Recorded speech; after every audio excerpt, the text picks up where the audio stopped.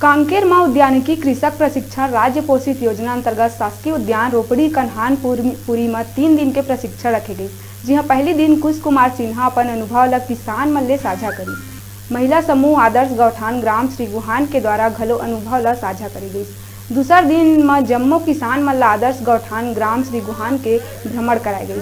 गौठान में महिला समूह द्वारा मशरूम उत्पादन, बतख उत्पादन, कड़कनाथ मुर्गी पालन और मछली पालन करे जाते। प्रशिक्षण के समापन के दिन कृषि विज्ञान केंद्र कांकेर के उपेंद्र कुमार नाग फल और सब्जी उत्पादन के बारे में किसान मन ला विस्तार पूर्वक बताई। जेकर बाद 50 किसान मन ला विभाग द्वारा बैटरी चलित स्प्रेयर पंप और हॉर्टिकल्चर टूल किट जन प्रतिनिधि द्वारा बांटे गई।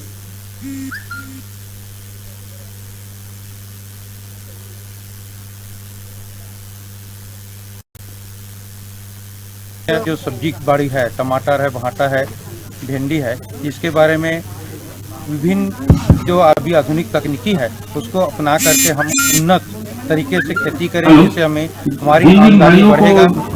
और वर्मी खाद है, इसको हम कैसे बनाएं, इसका कैसे हम उपयोग करें, इस पर जो रासायनिक केमिकल अलग और साग सब्जी खेती और अपने खेती के साथ साथ उन्नति करने में बेहतर लाभ होगा। छत्तीसगढ़ शासन का ये योजना है, राज्य